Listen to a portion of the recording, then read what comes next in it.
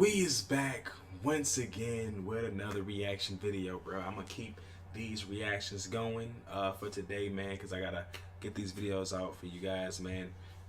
We is about to continue on and react to story number 2 for today. Leave me a new video request if you guys want to see me react to anything else, man. Let me know what's good and what's popping, and just let me know if you guys want to see some more videos, man. Anyway, we about to get right back into story 2. Hope you guys are enjoying these videos. Like and subscribe if you are new. Thanks to all my returners, people that's been returning back and watching my videos and these reactions. I appreciate you guys. Go ahead and leave a like button, man. You guys already know what it is. To all the people that are new, go down, like and subscribe down below. Hit the like button and subscribe. And if you don't hit the subscribe button, at least hit the like button, man. Dang. We about to get into this, man. Hope you guys are having a good day. Let's continue on with story number 2. Story 2. Bro, he be making these juicy stories, bro. I know he be making these up. When I was in 8th grade, all of my classmates and I looked forward to our Washington, D.C. field trip. The thrill of going on any sort of trip with your friends was enough to excite us. Heck yeah. After all preparations, we were ready for D.C. Once we arrived to our destination, my class of around 100 students were partitioned off into 3 groups, and within these groups were our 3 other hotel mates. Each group was sent off in different coach buses, and we would be taken to different attractions throughout DC, neighboring states, monuments, parks, food stops, museums, and more. After a long weekend of visiting educational sites, our teachers decided to treat us to a colonial ghost tour one night. It was an evening walking tour through some of America's historical sites near village cemeteries and old townhomes.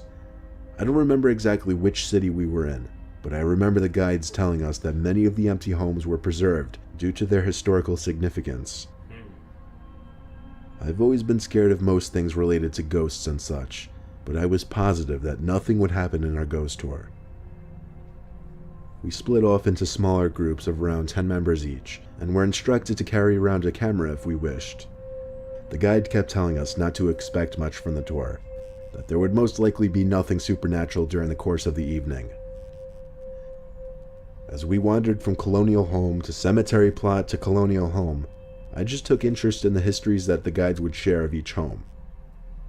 They would indulge us in the stories of each homeowner, while my friends would snap away at photos, hoping to find a shiny orb. One of my friends, Jessica, that I was sharing a room with during that trip, was not one of the kids that were constantly taking pictures. She would take a photograph every once in a while, but spent most of the time listening. My group reached a small 2-story home in the middle of the street. The house had an ominous blue hue to the windows, but the house was vacant. I remember being very curious about this home. The tour guide began to tell us a little bit about the house. She had mentioned that the home had originally belonged to a man and his beautiful wife. He adored his wife, and the couple was thrilled to receive news that they would be expecting a child. Unfortunately, the wife had died after giving birth to a baby girl. The man was absolutely devastated and grew to resent his homely daughter. During her childhood, he kept her in the house as much as he could. He reminded her about how homely she looked and could not find her a suitor. Feeling that she had no other purpose, he had his daughter learn how to sew and weave upstairs, using her only good attribute, her hands. After hearing this story, I remember the sorrow that I felt for this girl. She and her father must have lived unhappily in that house until their deaths. My friend Jessica took a photograph of the house, and we both moved on to the next house. I kept walking until Jessica stopped and became silent, looking down in her digital camera screen. I walked over and scanned the photograph. I saw a gleam coming from the edge of the 2nd floor window on the right. I had her zoom on the scene. After zooming in, you could clearly see 3 figures staring out from the window. On the way right was the translucent outline of a woman. A taller man was standing behind her to the side. Even more curiously, there was a 3rd figure. It appeared to be a woman, but she was harder to make out. The body was there for sure, but her skin was not as clear. Jessica and I freaked out. The first woman and man made sense to me. That would explain the man and his daughter. But who was this 3rd dark woman off the side? I raised my hand and had to ask the guide, was there ever another person that lived with this family at the house we just looked at? The guide looked surprised at my question and answered, "Yeah, during the time of their residence, they had a black female servant living with them."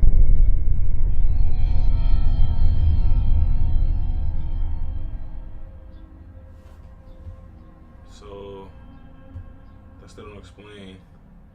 Senior year of high school, my forensics teacher, Mr. Dang. So wait a minute. So that's okay. I guess that was the figure.